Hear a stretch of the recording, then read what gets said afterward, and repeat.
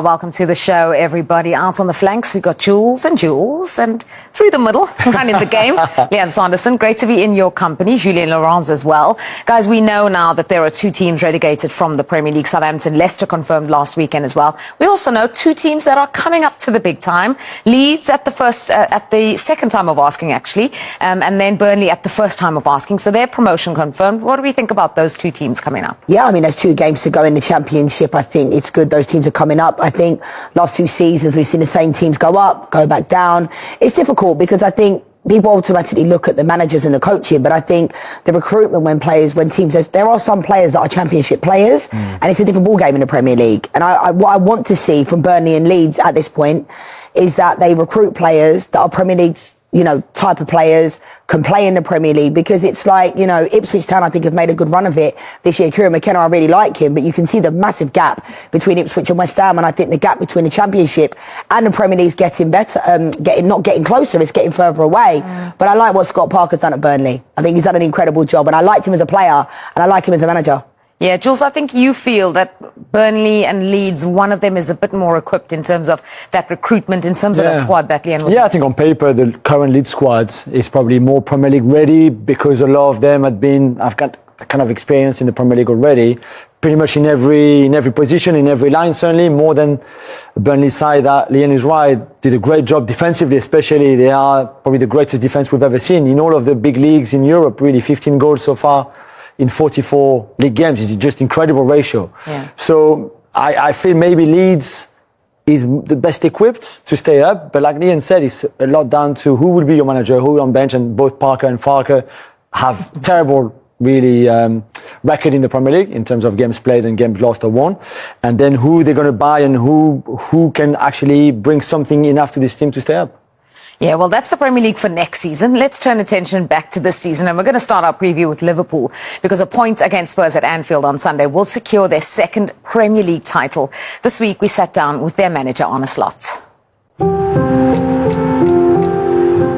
going to ask you a final question, which is about the biggest trophy in England. What would it mean to guide them back to the very top of English football? I think this is where all of the managers are aiming for. So it's... you want to improve the team, you want to improve the individuals, but end result of that should always be winning trophies. And the biggest trophy is the Premier League, and I'm fortunate enough to work at a club where it's a possibility to win it.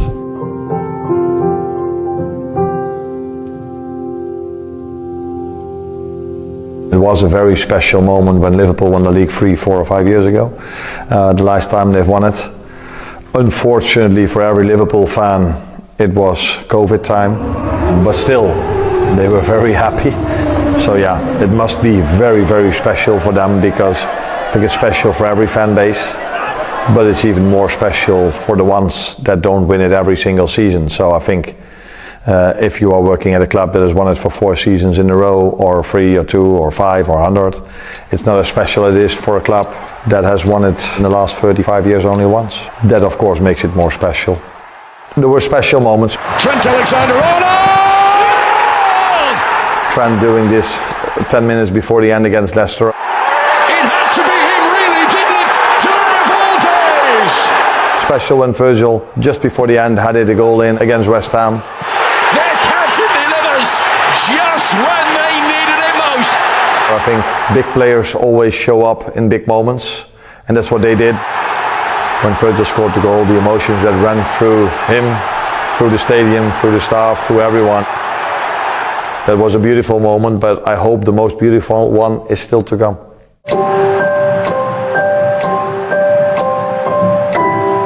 It's special to reach 20, it's always special to reach 10, 20, 30.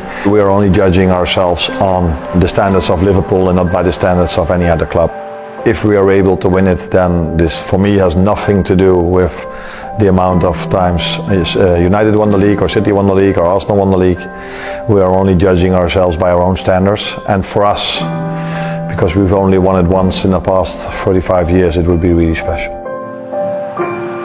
I won one league title at my former club Feyenoord, which was also a club where it's not common that they win the league.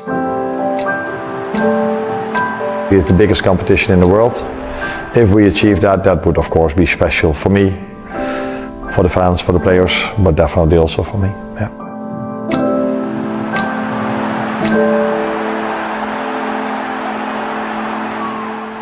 I remember in the intro there, the first question was me. I remember meeting him and thinking, oh, Guy, what a job you have on your hands replacing Jurgen Klopp. It's going to be difficult. There'll be a period of adjustment. I certainly couldn't have predicted that he would be on the cusp of a Premier League title in his first season. Do you think many people would have? And just how big is this? I don't know. I mean, we saw all the predictions from the start, before the start of the season, including ours, where they were not winning the title. So, no, but it's true. I remember seeing them in pre-season when they were in the US and being really impressed with what I saw already. And I think they've been outstanding, by far the best team in the country. Mo Salah has been by far the best player too, walking on water.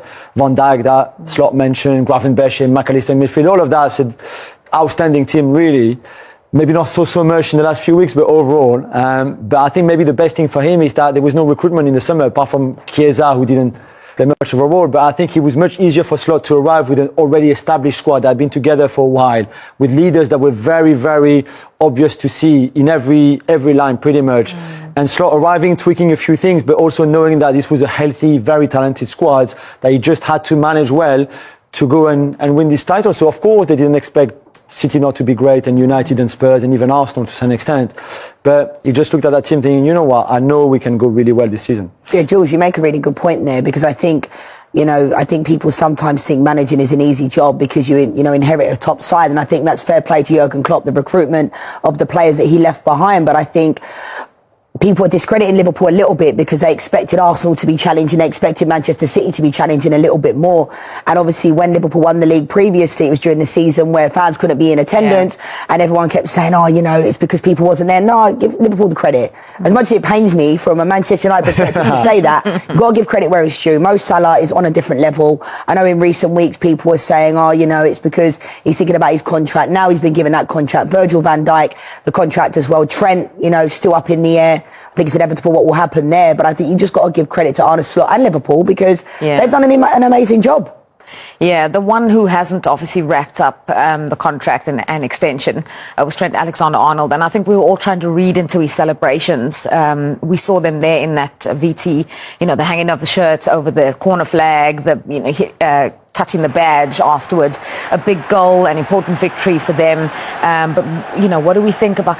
It's impressive to me that, again, we've said it throughout, that they've done it in a season where 3 of their key players have not really been certain, and now 2 of those have been wrapped up. No, I think you need to give credit to Arne Slot for never really letting this kind of contractual situation disturbing the team. You don't need to read anything in this. He's going at the end of the season. We all know that. I think this celebration is maybe the frustration of some of the criticism that he received in the last few weeks, including from his own fans. This is his club. Let's not forget. This is his hometown. And I think he wants another chapter in his career. He's allowed to have that. But this goal meant a lot because it's almost the goal of the title, really. And I think he can have that forever and that celebration too. But they will have to replace him one way or another with Bradley, with a new signing. And it's a massive loss for them, on the ball especially. Do you know what I'm most excited for is the Liverpool fans? Because, as you mentioned, in that COVID season, they weren't able to be there. That was the first time they won the Premier League title in the Premier League era. So they've been waiting so long. 30 years. And now there is that opportunity, and they could do it at Anfield. I know there was a chance in midweek if Arsenal had lost to Palace, but there's very few Liverpool fans, I feel, who wouldn't want it done at Anfield, in their own home ground, on their own backyard, just with the celebrations that are going to come. We're all football fans, at the heart of it. And I'm actually quite excited for them to get to experience that moment. Yeah, I mean, I can't say I'm excited for the Liverpool fans coming from Man United perspective, but I get where you're coming from, and everybody deserves, when the team wins the league, it's an amazing honour to be able to do that. And the fans, I think it's inevitable that Liverpool are obviously going to win. I think we've known that for a number of weeks now. Yeah. It's not a matter of if, it's a matter of when. So I think it does have a little bit more to it when you are in the stadium, when you win with your home fans, because if you're away, you're still winning the title. But we've seen it happen before where they're doing I know the trophy presentation won't come at the weekend, but we've seen teams win it and having to get the trophy at an away ground. You've got the away fans there, but it's not the same, is it? So, like I said, credit where it's due to Liverpool. They've been the best team in the league and they've been consistent, and, the numbers don't lie. Yeah, absolutely. Just your thoughts on the fans and what we're going to see. I mean, this is why we are football fans, right? Is to say, I was there in Istanbul, I was there at Tottenham when Arsenal won the league that season, all of that. And I think they could not say we were there when Klopp and this wonderful team that he created at the time won the league after 30 years of waiting and chasing it. So this time the people within the stadium will be able to say to their children, to their grandchildren, I was there that day when Arne Slot won the title. Yeah, and then we're just looking at their season overall. They've already matched the win tally from last season, and 82 points last season that they had. They could equal that, with 4 games to go.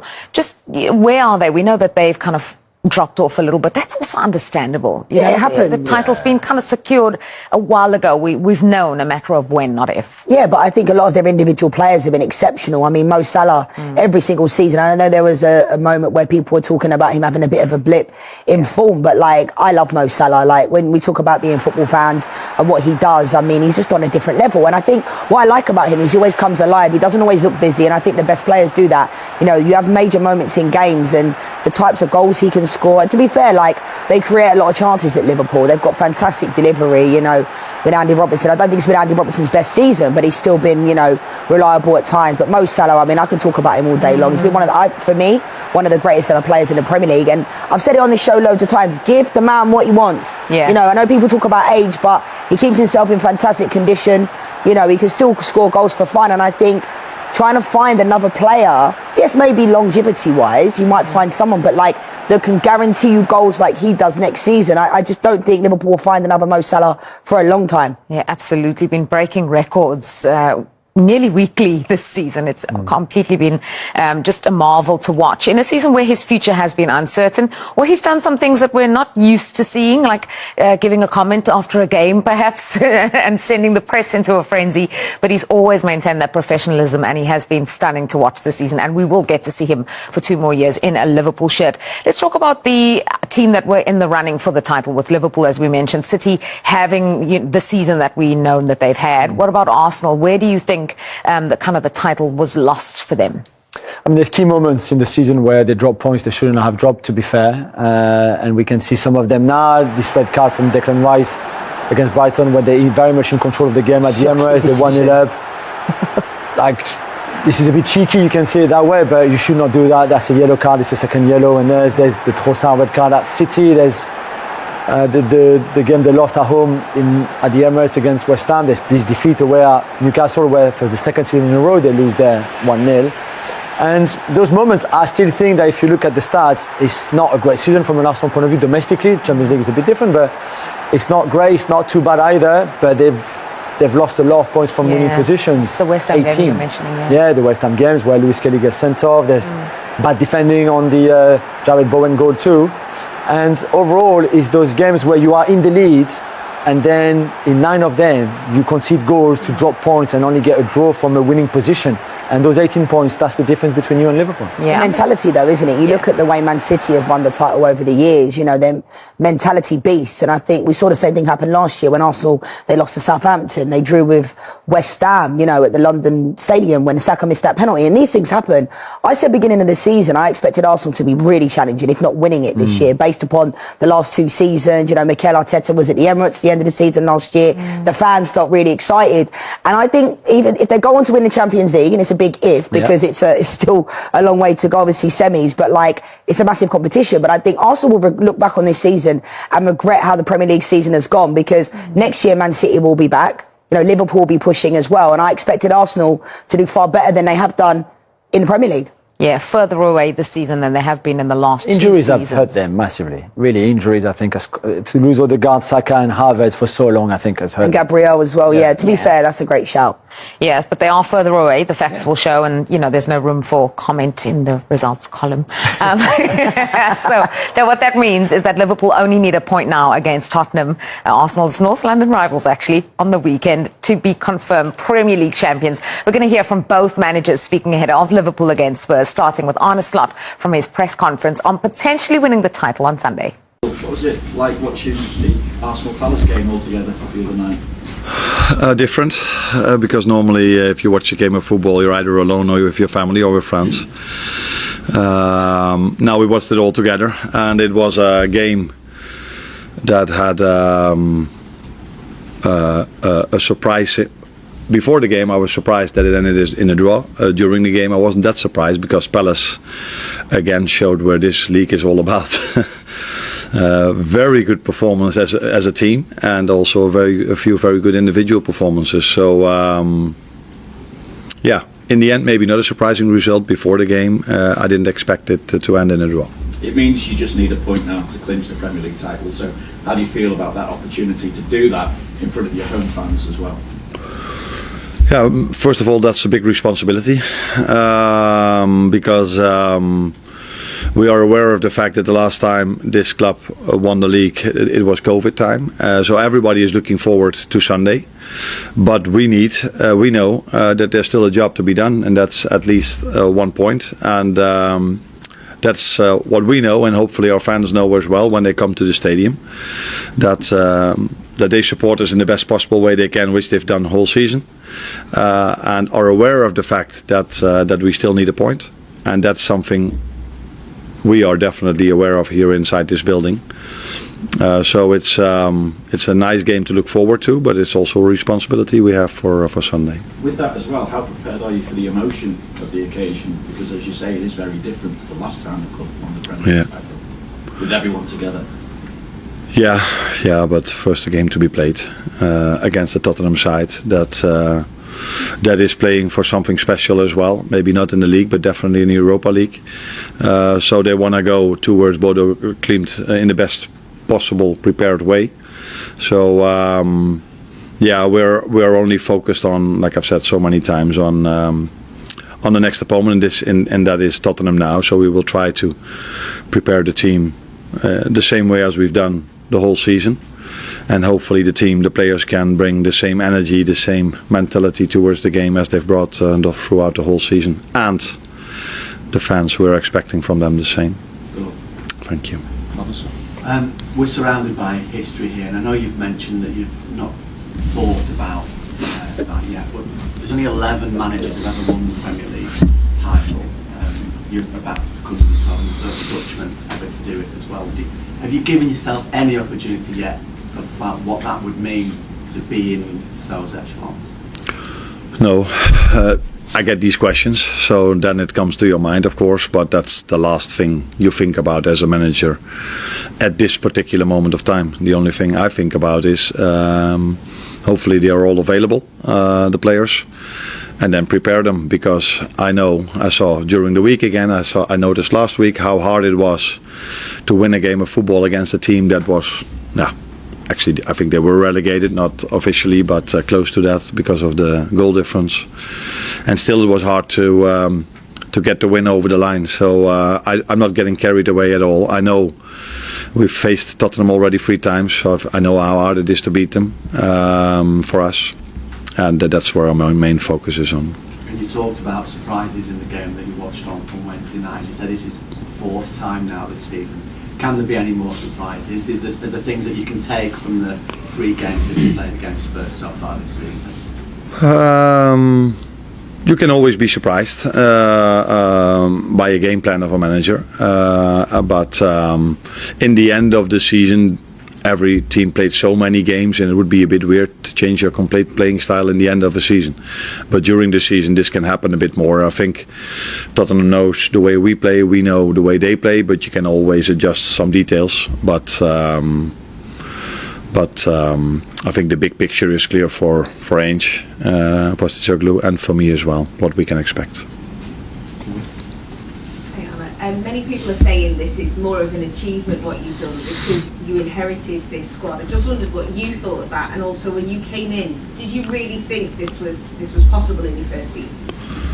Nah, said many times, if you come in, you don't, in the first days you're here, you just, first of all, look around you, how the training ground looks like, and then you start to work with your players.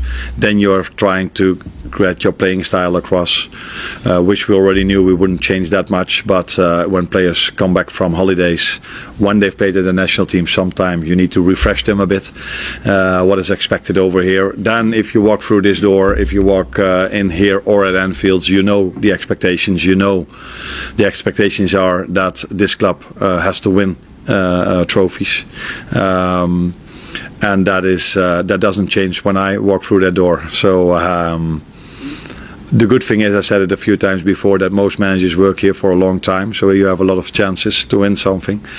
But so you're aware of that, but that's not the first thing you think about when you walk through this door. And just give us a bit of update on your sort of injury problems, team news. In terms of the two centre-backs, Christian Romero and Mickey van der Ven, do you envisage them playing a full 90 at the weekend, or perhaps one of those where you have to manage them like Monday? Don't really have injury problems. We've only got really one that's kind of obviously Sonny's the one that's kind of trying to work his way back, and he's improving, which is positive for us. Not for Sunday, but yeah, apart from obviously the longer term ones, everyone else from the last game is backed up really well. So the rest of the squad's fit and available, and in terms of team selection, we'll see. We've got another sort of 48 hours to decide which way we go. So Sonny not available for Sunday, but do you envisage him being right for Thursday? Oh, we'll see. Like I said, he's improving. It was first time he's kind of got out in the grass today, and he said he felt it's definitely better than what it was. So it's kind of a day-by-day proposition. Obviously, you want to give a professional and competitive performance against Liverpool, but is really the essential priority just getting through unscathed and looking at Thursday? No, I think you want to do more than that. You want to go there and compete against obviously a very good side and compete well, and it's not about just getting through unscathed. You want to get through having played well against a top team, and I think irrespective of sort of what's on the horizon, that's still of sort of primary importance to us. Hi, Ange. Good afternoon. First of all, can I hear a reaction? Yesterday we heard that Jamie Vardy announced that he'll be leaving Leicester City at the end of the season. What a story, from non-league to a Premier League legend. What's your reaction about this? Also the way he inspired so many people with his background. Yeah, great story. And, I haven't seen sort of the story around it, but I assume he still wants to play because I think he still can play. But yeah, look, incredible story, and there's always the ones that always stand out are the ones that are unique, and he's certainly got a unique journey that it's inspiring for everyone. There'd be, when you see where he started and reaching the pinnacle of the game, including winning a championship. Incredible, great servant. Not too many who end up doing it at the majority at the one club, which is also a testament to him. And great career, and his longevity shows that he obviously knew what was important for him to always be in the best condition, and made sure he always looked after himself. There's a lot of lessons there for many aspiring young footballers, and he's a great example of the different paths that people can take to get to the top. It's not always elite academies and big contracts when you're young. It's about working your way through, and he certainly did that, and he's earned everything he's got. Okay, disaster for Spurs though. I mean, losing 5 of the last 7, they lost at Forest again. We talked in the intro about could they spoil the party. I don't even if they wanted to. I don't think they're going to show up at the party anyway, so they can't spoil it. It's been a shambles, certainly domestically. In Europe, a little bit better, and they have a shot of winning the Europa League, which would be a miracle considering how bad they've been. I don't know. This game against Forest on Monday night just sums it all well. They can't defend for their lives. They can't hit the target for their lives. It's just terrible in between two. Ange has, I think, just not lost it, but gets everything wrong. The tactics, his communication, the link with the fans, the link with the players. He's not going to be there next season. He knows it already, but it's all about the Europa League for them anyway. Is the dressing room are they still for him? Is that what you see? I mean, I don't know. I can't speak for the dressing room from what I see, but what I see from the fans, I think it's become quite toxic. When a manager can't even go over to the fans at the end of a game, we know what fans can be like. They pay their money to come. You can tell when people are not in the best frame of mind. He's going over there, he's putting his hand to his ear, in the game. We know he did that, pretty obvious. Yeah. So it's difficult because I think Ange Postecoglou, when he first got in there, the fans were speaking so highly of him. They were playing this free-flowing football. Earlier on in the season, people were talking about all these injuries Tottenham had. It was obviously Vicario, Van der Ven, number of injuries, but they still had Son, Kulusevski. Archie Gray had a really good start to the season, but I don't think he's maximising the players individually. I don't think he's getting out of the players the best out of them. That's what I think the best managers can do. I think Ange Postecoglou at times looks like, you know, the world's on his shoulders. And maybe it is. Managing Tottenham is completely different to managing Celtic. And that's no disrespect to Celtic, massive club, massive football club. But I think you can see the pressure is on. And I think one thing Pep Guardiola does amongst many things that's amazing. When City lose, he takes responsibility. And he says, you know, it's on me, even when it's not. At times this season, I think Ange Postecoglou has spoken about players like Timo Werner. Do I think Timo Werner's a great player? No, but you can't be saying certain things about players in your press conferences. So, I don't know. I think at this moment in time, even if they go on to win the Europa League, I agree with what Julian said. Like, I can't see Ange Postecoglou being there next year, nor do I think he probably wants to be there. Like, you know, you want to manage in a good scenario, and I think it just hasn't worked out, has it? Yeah, you used a great word, toxic, and that kind of feels like what it's become, the relationship between him and the fans. Just very quickly, they're already talking about who's going to replace him. Do you think it's a done deal? Yeah, I think they're looking for the right replacement. Postecoglou is a short-term manager anyway. You don't build with him. It's like Marcelo Bielsa. The football is too chaotic, too unbalanced, too all over the place. And yeah, at times it's fun. And yeah, it started well, but you can't build. So they're going to move on from him. It's a shame in a way.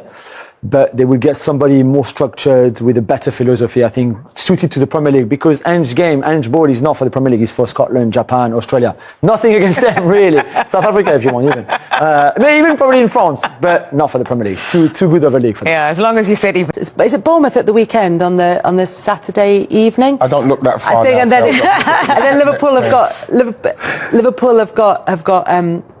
Sorry, their game at the weekend is their Palace game, isn't it? So then Liverpool got Tottenham. So Liverpool have got Tottenham. Then I think it's Bournemouth played before Liverpool play against Chelsea the following weekend, and then Liverpool play us. So that's what I was trying to get to. Yes, that was the end point. In the meantime, Tottenham could be the ones that help us in this situation. So it's not over. Yeah, and Tottenham fans would love to do that. That would nothing would make them happy. Look, Tottenham fans themselves need to be able to get a bit of momentum going. So that game is absolutely not a given at Anfield on Sunday. And then, of course, it would extend through to the game against Chelsea the following weekend.